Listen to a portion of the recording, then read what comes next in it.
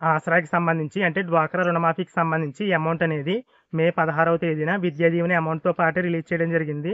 దీనికి సంబంధించి ఇంకా చాలామంది మాకు ఆసరా అమౌంట్ అనేది పడలేదని కమెంట్స్‌లో పెడుతుంటే, కొంతమంది మాత్రం మాకు ఆసరా అమౌంట్ అనేది మే 16వ తేదీనే క్రెడిట్ అయిందని కమెంట్స్‌లో అయితే చెప్తున్నారు. ఇక్కడ మీరు గమనించాల్సిన విషయం ఏంటంటే, అంటే నేను ఆల్రెడీ గత వీడియోలో అయితే ఈ విషయం అయితే చెప్పాను. అది ఏంటంటే మే 16వ తేదీనే ఈ ఆసరా అమౌంట్ రిలీజ్ చేసిన అమౌంట్ అనేది నేరుగా మీ అకౌంట్‌లో అయితే పడదు. మీ డ్వాక్రా గ్రూప్‌కి సంబంధించి ఏదైతే పొదుపు ఖాతా ఉంటుందో ఆ అకౌంట్‌లో అయితే పడుతుంది. దీనికి సంబంధించి చాలామంది నెగెటివ్ కామెంట్స్ అనేది పెడుతున్నారనే ఉద్దేశంతో ఆల్రెడీ కమ్యూనిటీ ట్యాబ్‌లో పోస్ట్ అయితే పెట్టాను. అక్కడ చాలామంది అమౌంట్ పడిన వాళ్ళు వారి అభిప్రాయం అయితే చెప్పారు. వాళ్ళు చెప్పింది కూడా ఏంటంటే, వారికి ఆసరా అమౌంట్ అనేది నేరుగా వారి అకౌంట్‌లో అయితే పడలేదు. వారి ఏదైతే పొదుపు ఖాతా ఉందో గ్రూప్‌కి సంబంధించి ఆ అకౌంట్‌లో అయితే పడింది.